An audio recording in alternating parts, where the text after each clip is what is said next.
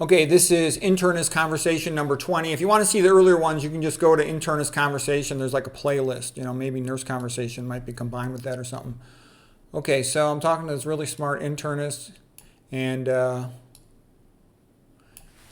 he says to me, wow, that Dr. McDougall's incredible. He figured out how to cure all these diseases. He figured it out before there was an internet. He must have spent a lot of time at the library. Me. Yeah, McDougall was trying to understand why patients get so sick. He first learned from Dennis Burkitt in about 1972 when Burkitt was giving a lecture at one of the hospitals he was rotating through. Then he realized all these abdominal pressure syndrome diseases like diverticulosis, diverticulitis, hemorrhoids, appendicitis, gastroesophageal reflux from hiatal hernia. They were all preventable. Inguinal hernia, varicose veins. He also learned from Burkitt that all of the plant-eating population, like Uganda, Kenya, and all that, they didn't get the Western diseases, okay, compared to all like the English and the Irish people. They didn't get hypertension, diabetes, coronary artery disease, hardly any cancer, autoimmune disease, all that stuff. There wasn't even any rheumatoid arthritis reported in Africa before 1957. Internist. There should be a big picture of McDougall in every internal medicine textbook. He should be the most famous doctor in the world. Me. Yeah, I know. He also studied the work of, he's the greatest doctor who ever lived. Me. I know. He studied the work of Dr. Kempner. He saw how Kempner had better results than anybody in the world, feeding his patients, rice, vegan, starch-based diet, and fruit. And he also saw the rice eaters in Hawaii, the other Asian countries. They were healthier than the more westernized Japanese and Filipinos. He saw their whole life cycles. He wrote about that. The old Filipino manual labor guys going to get a new bride when they're 65, a woman in her 20s, raising a family into their late 80s and 90s. And meanwhile, all the highly educated people were eating meat and fried food in the city or are fat and sick. Internists. No one in conventional medicine even knows about Dr. McDougall. He's not in any of the books at all. Not in text, not in picture, nothing. Me. He also learned from Nathan Pritikin and Roy Swank. And then he studied more epidemiology and he saw that, he said it in his own words. All large, healthy populations eat starch-based diets. He then recommended that to his own patients and he got the same results. The best results of anybody was getting in the whole world. Okay? Internist. Yeah, the starch-based diet is the key. It satisfies hunger, provides nutrients, prevents diabetes, keeps people thin. It's easily available. It stores well. It's got a lot of good, convenient features. Me, yeah. Did you see how Wikipedia slandered Dr. McDougall, said he was a vegan extremist, it was a fad diet, all this other stuff? You see how the high-fat phonies are trying to erase the legacy of Dr. McDougall with all this nonsense about olive oil and all these high-fat foods? You see how all the corporations are pouring, big food corporations, for example, they're pouring tons of money into promoting paleo, keto, carnivore, and all this nonsense. Internist, yeah. And by the way, I've been reading more about mitochondria from that book by Nick Lane, like Transformers. And I think succinate is the key thing. Processed foods are a disaster. They've got 3 mitochondrial inhibitors. From the fungal inhibitors are often complex 2 inhibitors, which is a disaster because then you start accumulating succinate and then that starts running down all these other toxic pathways.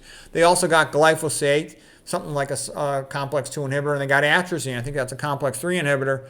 So they're a disaster. A person really needs to eat organic. Okay.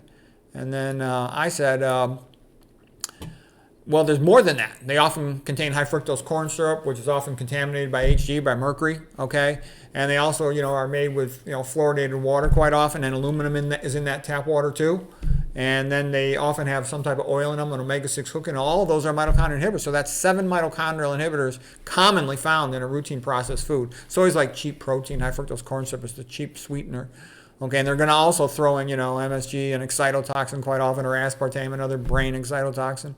Internist, yeah. I saw your lectures on the role of mitochondrial inhibitors in disease. So many medications are mitochondrial inhibitors. These poor sick patients are sick from the meat, oils, and processed foods, and then they go to a doctor to get medications, and so many of them are mitochondrial inhibitors. What a disaster.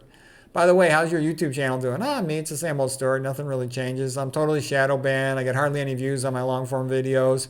I'm ostracized from all the popular channels, and the high-fat phonies are trying to get me canceled from YouTube, calling me names and stuff. Stupid stuff, Where do you stand on anal sex? It's like, what has that got to do with anything? Okay, it's crazy. Internists, yeah, they know they can't refute you, so they're going to slander you. That's to be expected.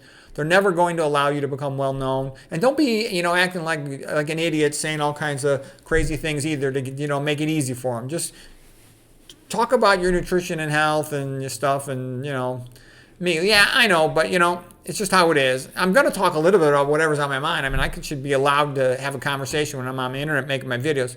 And I said, by the way, I know. One of the secretaries recently said to me, Dr. Rogers, you're never going to become famous until you die. Then people will talk about you for a little while, and some new young doctor will come along, read all your books and watch all your videos and tell everybody how great you were. I'm like, yeah, great. After I'm dead, I will never get 5 cents for all this.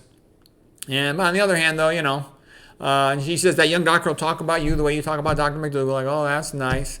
Well, I'd rather be censored and ostracized than killed by Big Pharma, okay? I had the weirdest experience at Trader Joe's the last couple of months. 4 times in a row, I go there, and their manager, as soon as I'm checking out the store, their manager walks up to me, not nice, and starts asking me all these questions. Why'd you buy that? Why'd you buy that? Why'd you buy that? And I'm like, go F yourself, pal. Why are you interrogating me about my food? And then they want to copy, like, the receipt of everything I bought. It's like, what are they planning to do? To poison me or something? Okay? And then the internist is like, well, Big Pharma probably has, a file on you. They're keeping track of you. And they're probably keeping track of all the vegan doctors. Okay? Right now, they're probably just going to keep on making sure you're shadow banned and censored, flood the information with contradictory information. They're going to send a bunch of trolls to your channel to say all kinds of nasty things. They're going to try to get you kicked off YouTube. You can expect that, stuff like that. But then he said, I don't think you're famous enough yet for them to want to kill you. I don't think, but I wouldn't piss them off for no reason. I'm like, well, I don't intend to piss them off for any reason. I'm not interested in them. Just like I'm not interested in paleo, keto, carnivore. But I am going to keep teaching the low-fat vegan diet. That's the way it is. But as also you can see, that's the way it is when you try to help the pros. This whole industrial, multi-billion-dollar complex, hospital, pharma, insurance corporation, they hate your guts and they're pissed off at you.